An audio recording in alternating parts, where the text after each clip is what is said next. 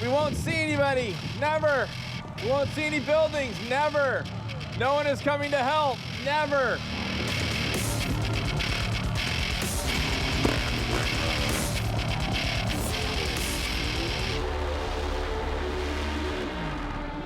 When I rolled up, his bike was already submerged in the salt water. Come here, come here, come here. You know, it's all part of Baja. If stuff like that didn't happen, it wouldn't be Baja.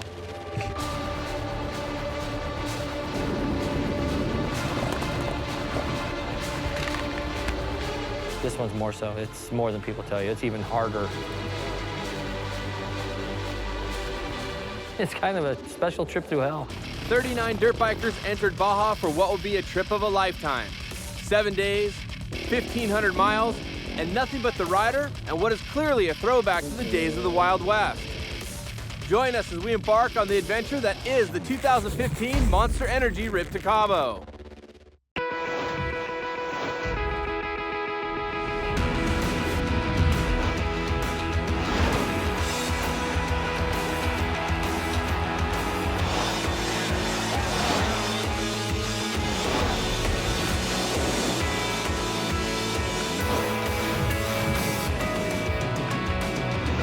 Welcome to the 2015 Monster Energy Rip to Cabo. I'm Cameron Steele, and I lead the Desert Assassins. Today, I'm leading 38 dirt bikes behind me as we head to Cabo San Lucas from Tecate at the U.S. border. Our goal, safety and fun along the way, and enjoying Mexico and all its people and all the majestic beauty. I promise you, one heck of a ride. Rip to Cabo has a high return rate for riders, and over 10 years we have amassed a solid group of hombres. Each year we accept web applicants, and out of hundreds of hopefuls, we end up having space for just 8 fresh fish. My name's Marcus Brown. I'm fresh fish this year, first Rip to Cabo. Done a lot of other Baja rides down here with Cameron Circus, and love it. Other newbies embarking on their maiden voyage include Chris Shea, Barry Van Fossen, and professional quad rider Josh Rowe. This is something I've always wanted to do. I've seen it on TV, seen all the shows. Actually, I've been coming down here for years racing, so you're pretty much on the one beaten trail every time. And I've always wanted to see all the different stuff that Baja has to offer. So what we do is not easy. A lot of the fresh fish that came this year, I told them this was going to be really hard. You're going to need to expect 10 to 12 hours a day on your dirt bike, pounding rough, hard rocks, whoops, for 7 days in a row. The returning riders know what they are in for and have the history to prove their worth. But Baja dishes out the lashings evenly. She doesn't care if you're new or experienced, young or old. She's a beautiful ass kicker. She sort of reminds me of my wife. After 10 years of adventures while exploring the wide open spaces of Baja, the Desert Assassins have built a reputation for tough moto fun. Baja is a beautiful place, but everywhere you look there are rocks of all sizes, and things trying to poke you as hundreds of species of cactus reside here. It's not all fun and games, but wheelies on the beach always make the boys smile. There will be frustration and stress, coupled with laughter and ear-to-ear grins. The Rip to Cabo is every bit a mental test as it is physical, and it can be an emotional roller coaster. For 2015, we have over 1,500 miles on tap over 7 days. This ride would be a nightmare for most, but it's a dream trip for the serious rider. Let's go for a ride and see where the trail leads. Although the border crossing put us 2 hours behind schedule, we decided to keep the plan with 268 miles on tap. It didn't take long for drama to pop up as our fresh fish from Atlanta ended up having a fuel injection failure in the pine forest, which forced him to tap out and do what no rider wants to do: get on the road. As the rest of the brothers head to lunch at Laguna Hansen, Eric is being towed by Mark Bradford to the KMC chase truck. Baja evidently doesn't like track bikes. I came all the way from Atlanta, Georgia. Made it 52 miles into the ride, and bike quit running. You can see he's pushing his track bike. It's not an off-road bike, even though he thinks it is. And so he's quickly learned that the fuel injection maybe not the best idea. As the boys leave lunch, we have 170 miles till we reach San Felipe. At times, the group jumps on one of the few highways to connect the dirt sections. This is Highway 3 that runs from Ensenada to Borrego through Valley Trinidad.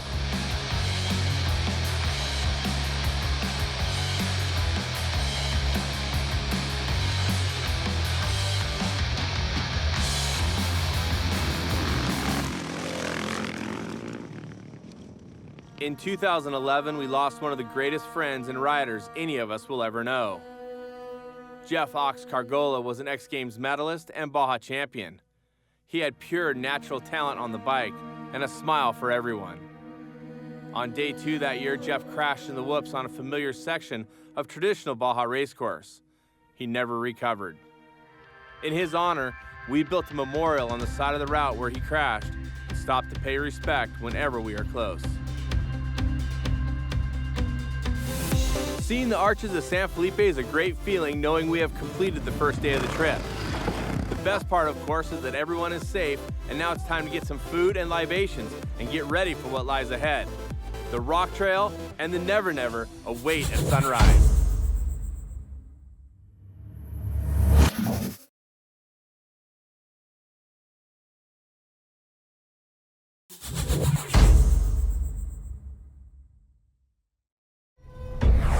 "2015 Rip to Cabo" on CBS Sports Network is being brought to you by Monster Energy, by KMC Wheels, like no other, by Bulletproof Diesel, and by Lucas Oil, made in America, sold to the world. Day 2's adventure includes the Rock Trail, which is one of the hardest terrains in all of Baja. So a vehicle right now can't even get through there. So why not put 60 dirt bikes through it? Haha, Casey likes to exaggerate. It's only 40 bikes taking off across the dunes, a minor detail as we headed for the beach. Sunrise over the Sea of Cortez is a thing of beauty, and today it was a reminder that we needed all the daylight we could get as we had a massive trek ahead of us. No one complained about the 20 miles of beach leaving town. The sights included an old lighthouse and a group up at Punta Estrella. It was a great distraction as we all knew Baja's magical fruit laid ahead. Rocks, rocks, and more rocks. All right, guys, so we're gonna start the Rock Trail right here. It's about 45 miles across. It's gonna be tough, I promise, for sure. If you're not up for it, there's trucks here. We'll get you on, we'll take you around, we'll meet you at lunch. We're gonna do 45 miles, 25 of it's very tough, and only gonna get tougher as we go. Is there anybody that doesn't understand that? It's 8:30 in the morning, it's gonna take us about 3.5 or 4 hours to go 45 miles. Let's try to ride smart and have fun. It's pretty fun.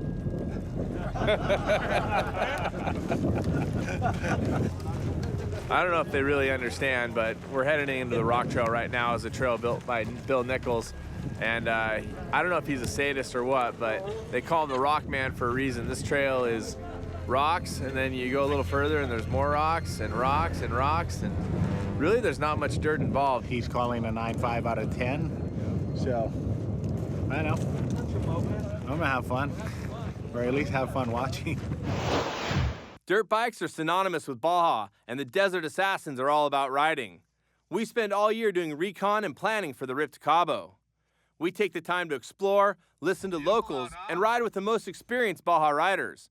One place we love to explore is a dirt bike paradise, the fabled Never Never.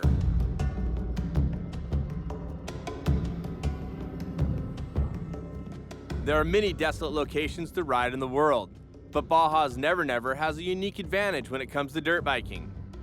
It has decades of trail-making efforts from two of Baja's biggest legends, Bill Nichols and our trail boss, Jimmy Sones.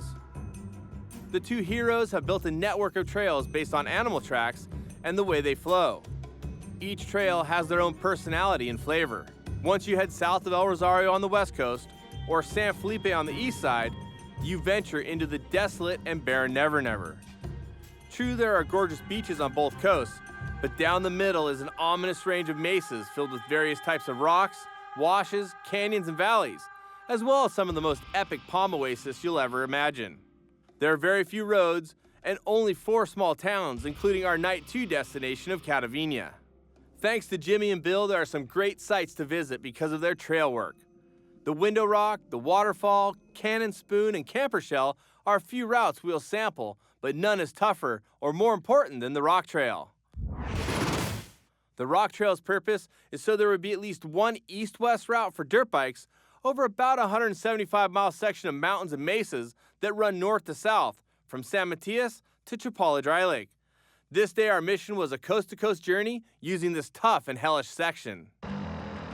It starts off with 11 miles of incredibly soft wash filled with turns and rocks that are just waiting to test riders. The wash then reveals a 500-yard side trail climb up onto the mesa. Some riders make the mistake of thinking that is what the rock trail consists of. There's no way a camera can catch how gnarly the rock trail really is. It's one of those trails that I looked at and I'm like, I'm not gonna go, I can't make it up that. But really, the trail is 14 hardcore miles beyond that first climb.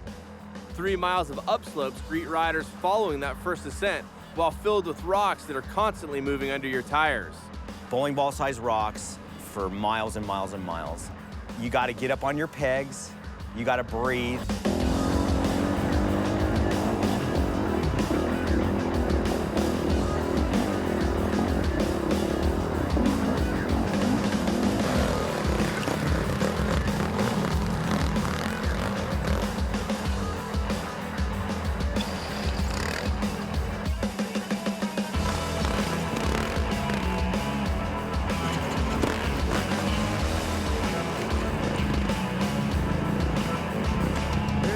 I mean, when you're riding up a trail that you're barely hanging onto the bike, it's only wide enough for your motorcycle. And then when you come up on a rock that's got like a 2-foot ledge and you're like, I have to climb that? You know, what's coming after me next?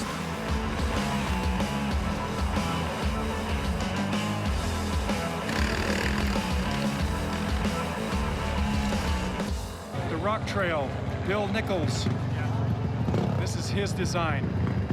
It took him 3 years to explore this and put it all the way through. The first time we traversed it all the way from west to east was January 28, 1998. The trick to riding the rocks is having enough momentum so a slow speed redirect doesn't kick you off your bike, but instead helps you ride through the bounce. The flip side is you don't want too much speed, as there can be serious directional changes randomly and unexpectedly when rocks shift under your tires, and you don't want to tumble into the rocks going any quicker than necessary.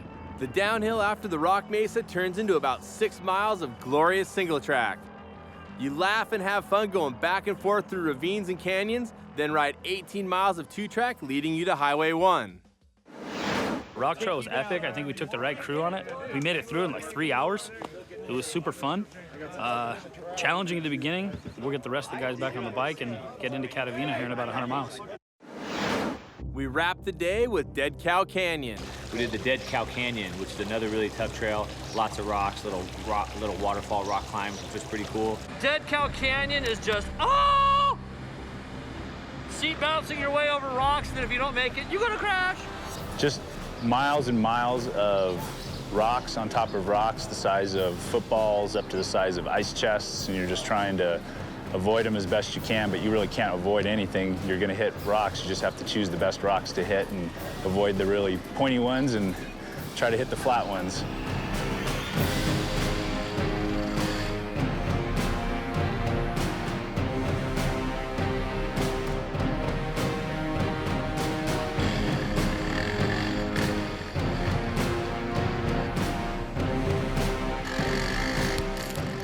Occasionally, riders get a little cocky and ask for more hard trails and longer days.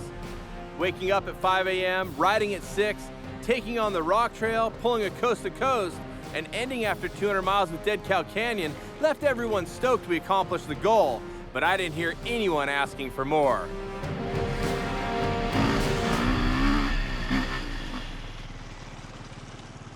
Day 2 in the books, guys, was a day full of rocks. More rocks and more rocks. It was pretty gnarly. Well, you can see everybody's getting a little punchy here at the end of day 2, but I gotta tell you, a pretty solid day. The guys did such a great job. You know, sometimes when you have a big trip, you never know if you're gonna have some mallards or not. And we got a couple guys that maybe aren't as good as the rest of them, but everybody made it through the Rock Canyon, did the coast to coast, went down to the Punta Caneos where the wind was pretty gnarly, and then of course, little Dead Cow Canyon at the end of the day never hurt anybody. Well, at least today it didn't hurt anybody. Epic, over 450 miles in the books. We're doing pretty good.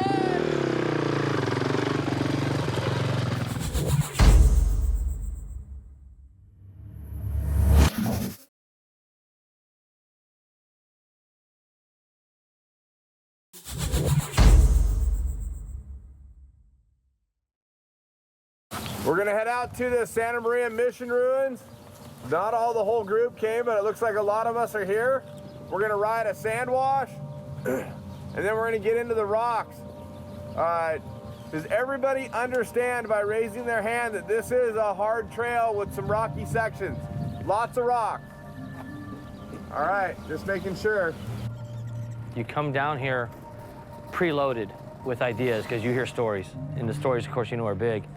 And seldom do you go somewhere and do a motorsports event where it ends up being as big and boisterous as everybody made it sound.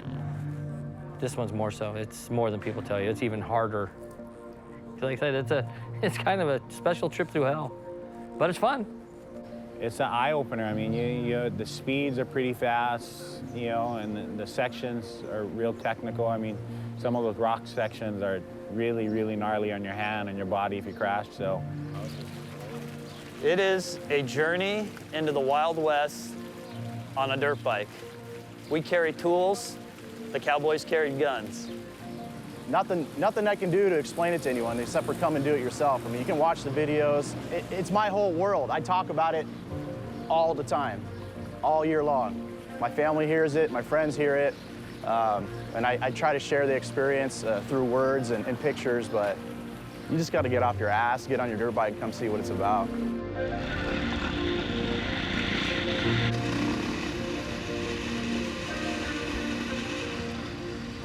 As we started the pre-dawn ride to the Santa Maria Mission Ruins, sweep rider Shane Reed found a prickly buddy that wanted to hitchhike. I don't have my polar. Lucky for him, I was there to help. Dang, those needles were deep. Cactus, no matter what, it'll get you, whether it's just a little bit or a lot. And, you know, there's some guys, I brushed it several times, got little pieces in me. There were some guys that had pretty big cactus apples stuck all over them that just had to stop and have somebody start plucking them out. And it hurts, you know, when it hits you, that's for sure. Oh, mother! That thing was in there. No, this was a healthy cholla. He had a good one, dude. You know, it's funny, going into the trail, we're all warned. Hey guys, there's cactus on this trail. It's gonna get you. Just keep your arms in, don't get hit. Oh! It almost felt like it was jumping at people, but I kind of feel like people didn't take it seriously, and as I say, everything on the peninsula's got a thorn, it's gonna poke you. Cholla sucks, because the closer you get to it, it'll actually jump out and get you. So going through that, I was definitely tiptoeing, for sure.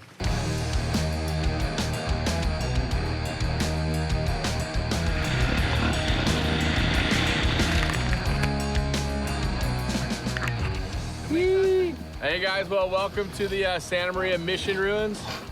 This is the Mission Ruins here where Andy's standing in the doorway. Obviously, they were not as tall as Bonin. They used to have the mission, they started establishing there on the side of the hill, but they realized the water was no good. So what they did is they actually hiked and took supplies through this canyon. And so this was the route to get up to the San Fernando mission, which is the next mission up. It was actually, I believe, a supply mission. I'm not totally sure, but as you can see, they had to be pretty hardcore to have a mission out here in the middle of nowhere.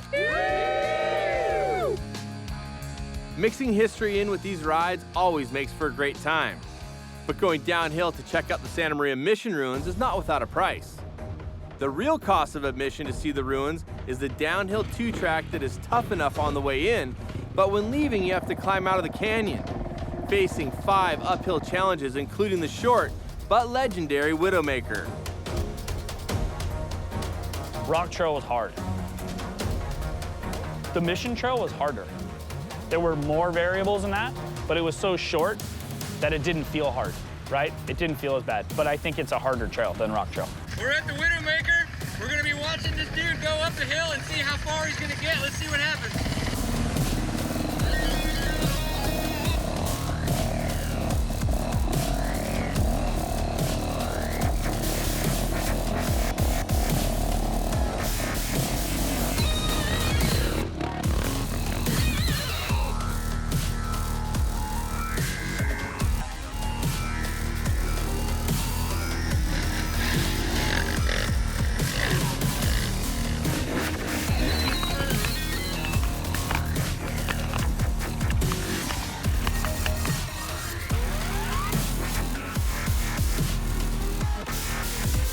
Widowmaker, that was sweet. Downhill the whole way, we got to the mission. And then going up, watching some guys just handle it no problem, and then other guys flounder a little bit. Just brings you closer together, especially when we're all experiencing the same thing.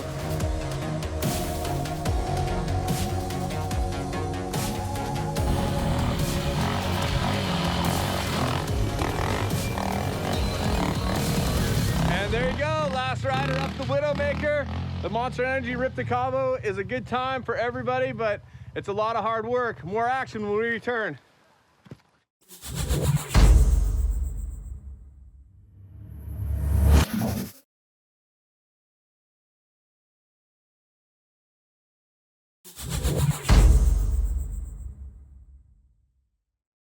We just did the Santa Maria Mission Ruins Road. A nice rough rocky road to start the morning off with. Back at Catavina, and we're gonna be heading out to Bay of LA soon. After kicking off the morning with some heavy rock sections, we departed from Catavina for the second time, starting our journey of 193 miles south to Bahia de Los Angeles, primarily on single track. The low-hanging fruit, as I like to call cactus, is everywhere, and I mean everywhere. The jumping cholla has more than earned its name, and will find a way to get you if you just get close. Fresh Fish Brian Pierce from Texas got a first-hand feel for what the cholla is really all about and how important it is to have brothers on the trail. Yes, pun intended, the needles can pierce plastic handguards and will embed an inch into your skin. A handy multi-tool is usually close at hand for all riders, like Bill Grant, who's ready to help. Every couple turns, you didn't even have to go to make a pass. You get behind somebody slow, cholla, bang, they're off the trail. And you just keep going, cholla, bang, they're off the trail. You just keep moving through, you know? How'd you end up doing that? I don't know, I hit something there and went crash right through this thing. It happened so fast. You shouldn't hit the cactus. You know, I was thinking that afterwards. I was like, well, that really wasn't a good idea. I'll tell you what I just told Neil. The cactus always wins, no matter how badass you are. They just hit a cactus, and we got to the end, and I think almost everybody, but maybe Cameron and Jimmy didn't get cholla. Veteran rider Frank Mann also decided to cuddle some of the spiny fruit, and it really goes to show you that you have to be on your game riding through some of these sections. The smallest mistake can cause major complications, not just with you, but also your equipment. You know what? Instead of running this bike and having a chance of it losing oil, we're going to take a couple of minutes, put a new billet side cover on it, and prevent any further damage to engine. So these bitchin' side covers are made by Bulletproof Diesel in Mesa, Arizona. Ken Neal, the head of our chase crew, does an amazing job. He was so sick of JB welding clutch covers up that he went ahead and got his machine shop going and whipped up this amazing billet clutch cover. Thicker than stock, truly bulletproof.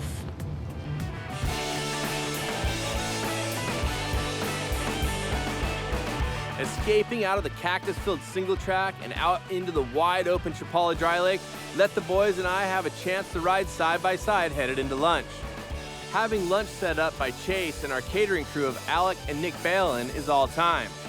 Some may call us soft or pampered, but making sure the guys stay hydrated and well fed really helps when facing long ride days and consistently tough trails. There's 4 days of riding after today still. So there's plenty of time to ride your dirt bike. So if you think you're dragging a little bit, you're tired because you woke up too early, now's a good time to load up because we're not going to see the trucks for about 50 miles.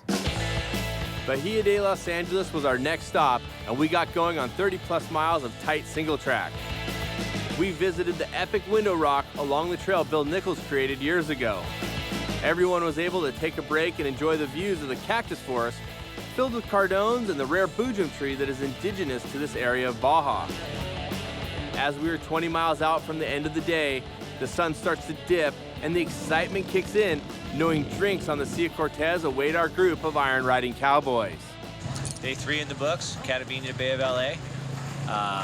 Probably the most single track of the whole trip today. Lots of rocks, tough sections. Everyone rode pretty good though. Almost 600 miles complete, and I gotta say that everybody did a pretty good job, but there's a few of the boys are a little questionable. I tell them when we leave on trails to manage yourself.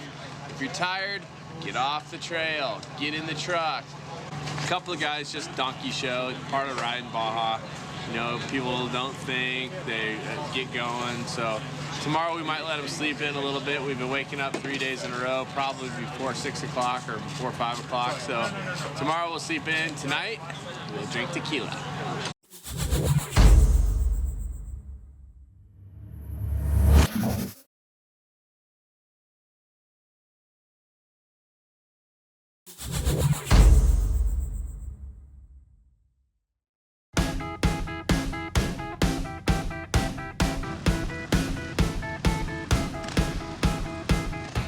The Baja Peninsula is one of the most magical places I've ever been. I've been around the world. What I like about Baja so much is just the variety.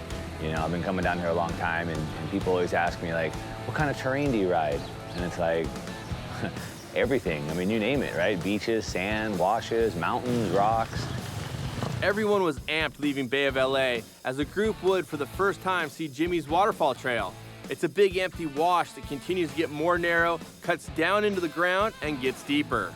Fixing a little trail here, the waterfall trail. Looks like it's a little difficult to pass for everybody, so we're just kind of cleaning up some rocks that might have fallen through here during some rain and make it a little bit easier so the guys can get through. As we progress along near the drop, there's a section where it looks like giant blocks the size of semi-trucks tumbled from above as they now litter the wash floor. The meat of the waterfall trail is only about a quarter mile long, but it's filled with tight rocky switchback sections and steep drops off the side. Definitely not the easiest trail on the ride, but a great challenge for sure. Unless you were second-time rider Frank Bear, who missteps on the final waterfall in front of all the boys and 2 cameras. Another day on the rip, just part of the adventure. We get to see so many parts of Baja that the average person doesn't see. You know, there's a lot of books about Baja and a lot of maps, but it's going off of the beaten path and off of those stuff that normal people don't see. You look at Tijuana or some of the big cities, that's not the real Mexico. The real Mexico is the remote ranchos and haciendas and inns and the people you meet. What's up? We're at Pancho's place. Little food deliveries to the man out in the middle of nowhere.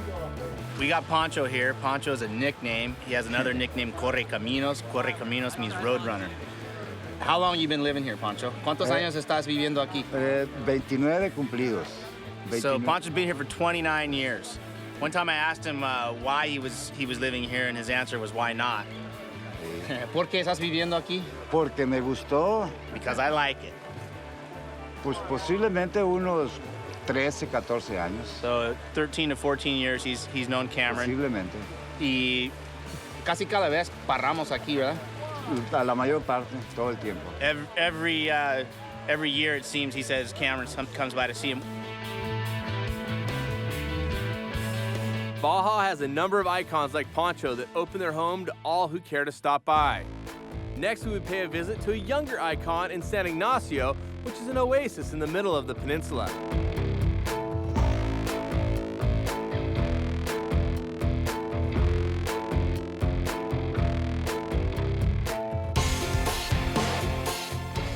Well, as you can see, we've arrived in San Ignacio. Behind me, the amazing mission.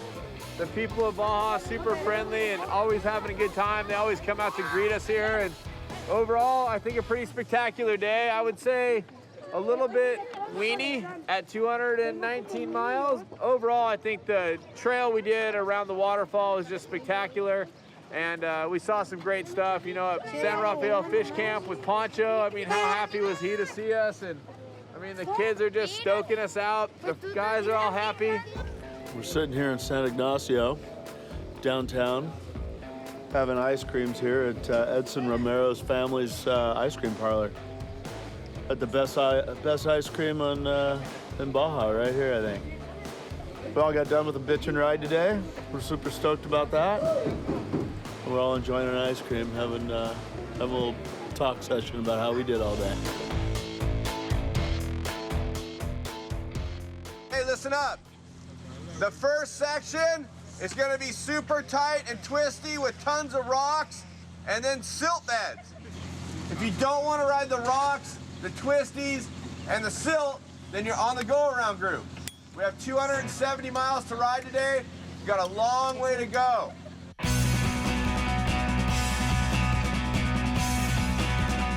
What we do is we ride as brothers. What this trip started as was just 12 friends that wanted to go for a dirt bike ride, and that's what we do now. We're friends that want to go for dirt bike rides, and our group has grown mostly through friends of friends. What most people say when they've come one time, the bond that they've formed with all the brothers that ride with us, and a lot of guys, they just say, I just want to come back and hang with the guys that I met last year. I think the camaraderie is really what brings most people back time and time again, because the physical challenge is great, but it's the bond you make with these guys going through that. You'll be riding down a dirt road, and the bond you make, someone you've never talked to maybe before, and you're on a dirt road for 50 miles with them on your dirt bike, and you feel like you've known the guy forever because you have to put your trust into him.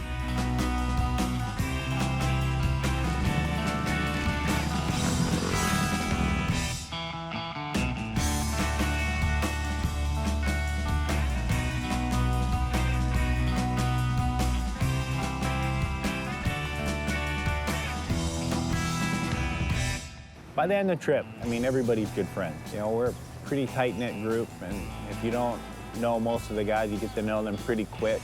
Everybody likes a joke, so it's weird. Once you come on one trip, you know, you're part of that Baja brotherhood, so. You know after miles and miles and miles that these guys all have your back. It's these kinds of trips that give you a whole different perspective on your family, and you just come back a completely different person. It's pretty amazing, really.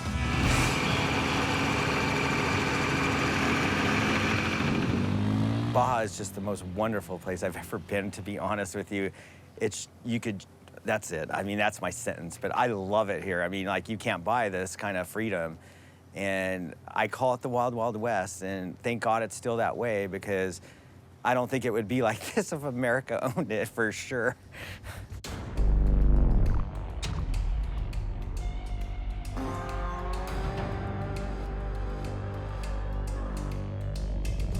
It was some kind of weird karmic thing that happened to Pab, you know? Sends a bunch of bikes into the Sierra Cortez, and funny enough, you know, he tells all of us, don't ever go over water without looking.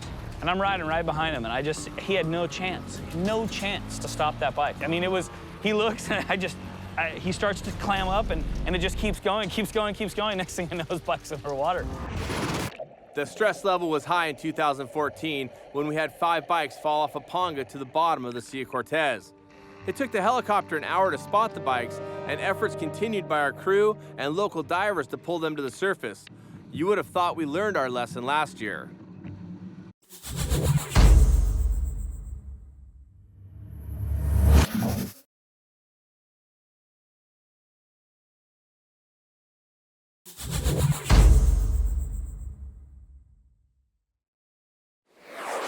The 2015 Rip to Cabo on CBS Sports Network is being brought to you by Monster Energy, by KMC Wheels, like no other, by Bulletproof Diesel, and by Troy Lee Designs.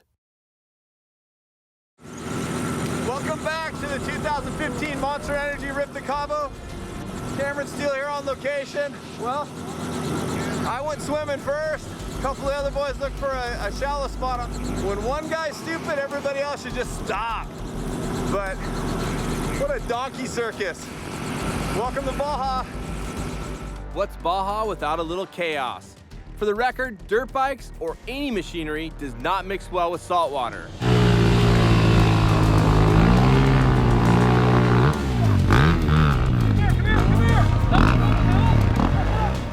When I rolled up, his bike was already submerged in the salt water, and I'm thinking, oh, you know, here we go again, another bike in the ocean. And you know, within seconds, you had 4 different riders jumping off their bikes, grabbing his bike, standing it up, pumping the Kickstarter, getting all the water out of the exhaust pipe. Andy Bonin, John Marking, Manny Ornelas, and Tom Givas all played the donkey role as they each submarined their bikes to the gas tanks, battling their way across the river, only to have to return when the group decided it was a no-go. We're gonna keep riding, of course, after going for a swim. I'm wet up to here in case anybody's wondering, and yes, I am stupid. Who's having fun? We were able to get all the bikes running again, just like in 2014. However, we had to tuck tail, turn around, and find another route south.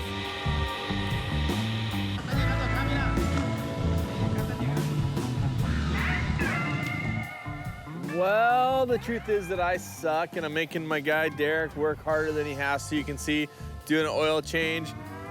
Yes, I submerged my bike, but I'm not scared, you know. JCR gives us a great bike. Derek puts it together, and the stress is low. Marking, myself, Manny, all drown our bikes out. 2 years in a row, bikes in the salt water. We, or me, I'm an idiot. San Carlos morning is always a little different, you know. It seems like we always have weather here, and oh, God opened up the skies last night and we have some rain, so maybe a little bit of moist dirt. Mag Bay in the backdrop here, just absolutely beautiful, even though it's cloudy and kind of windy, but a blustery day is all right. We're gonna go out and ride some pretty cool T-tracks, some whoops, play around a little bit down in the mangroves, and you know, make our way to La Paz along some of the traditional routes that the race courses use. Overall, just a pretty glorious day. If we can just bow our heads, give thanks to the Lord, I appreciate it. Heavenly Father, I appreciate you bringing this group of brothers together, and in Jesus' name we pray, amen. Let's go ride, boys. To say the boys were stoked with our first ever watered route in Baja Sur is an understatement. Day 6 looked like it would be a chocolate cake kind of morning. Berms were railed and whoops were pounded as the boys made their way alongside the mangroves to a small pier for some helicopter fun on the way to La Paz for the last night of the trip. The Rip to Cabo differs from other rides in many ways, and a key one for me is the extensive effort put in by Ken Neal and his Bulletproof Diesel crew. We go to some really remote places.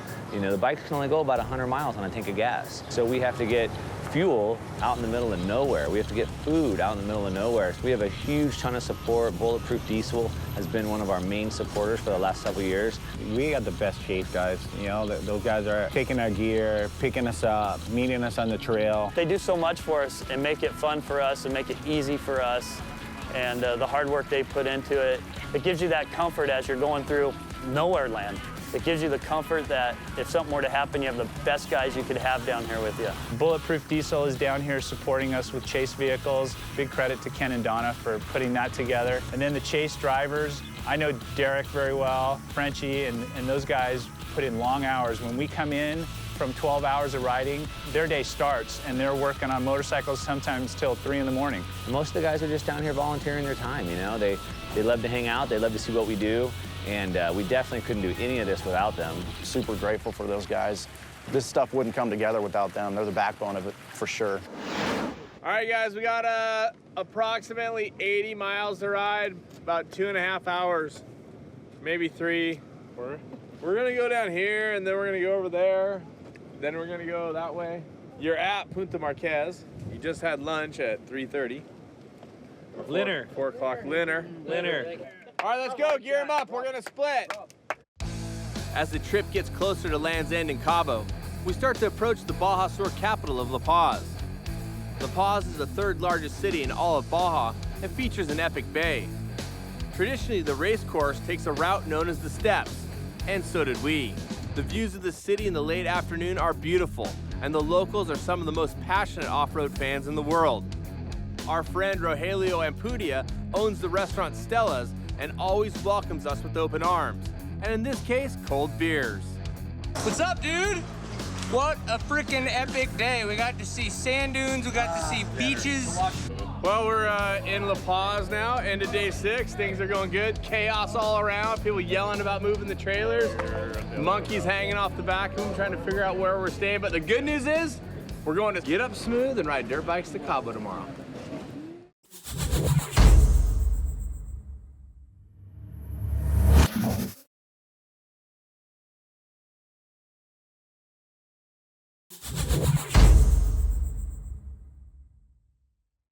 All right, guys, welcome to day 7 for the 2015 Monster Energy Rip to Cabo. The last day is just as dangerous as the first day. Don't start thinking about being in Cabo, your lady, your family, whatever. Don't start wandering off because still serious. Yeah, baby, Rip to Cabo, day 7. Riding right through the pause, next to the Raptor. 37 bikes behind me. Last day is gonna be beautiful along the East Cape. Can't wait to do a little bit of work, do a little bit of riding. And I really can't wait to see my wife and baby in Cabo. Should be epic.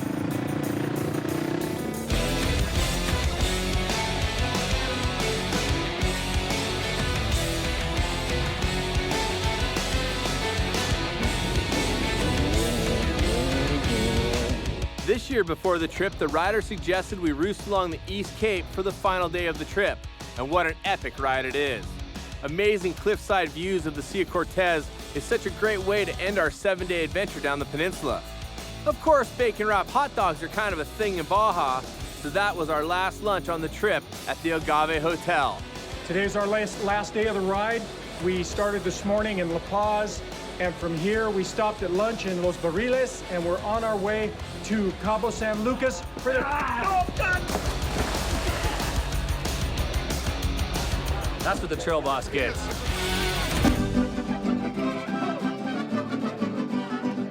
Oh, I'm beyond excited. I've missed him for so long. We're ready. Come on, and we're ready to see our daddy. I can't wait. Come on, Daddy, come on. We're waiting for you. Well, here we are, 2015, Rip to Cabo, coming to a close. We're at the office, we're just waiting for the boys. We're ready to have some fun, drink some tequila, and all the guys are stoked to see their wives and family waiting for them, so it's good times down here in Cabo. With Land's End now at our fingertips, we crested the last hill leading into the office, where the emotions of seeing family start to well up in each of us.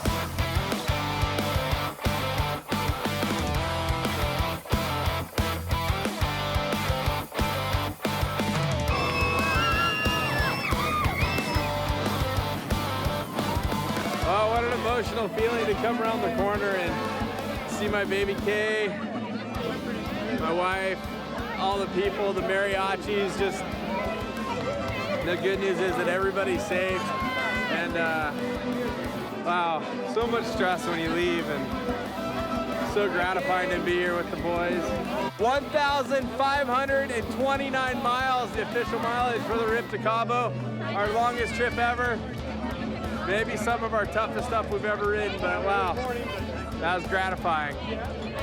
2015 Rip to Cabo is over. Salute. Couldn't be more happy. Oh man, trip of a lifetime.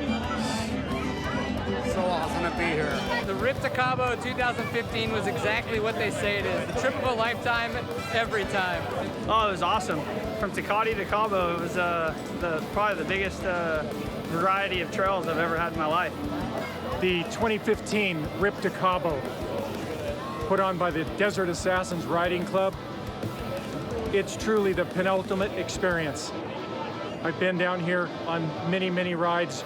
Cameron Steele's Desert Assassins does it the best way, the right way, the only way. 39 dirt bikers crossed the border to Tecate, California, and we're all in Cabo San Lucas safely. That is absolutely awesome. This is a wrap on the 2015 Monster Energy Rip to Cabo. Boys, are we having fun yet? Let the celebration begin. It's time to start planning for 2016. Much love to all, and thanks for enjoying the DA style.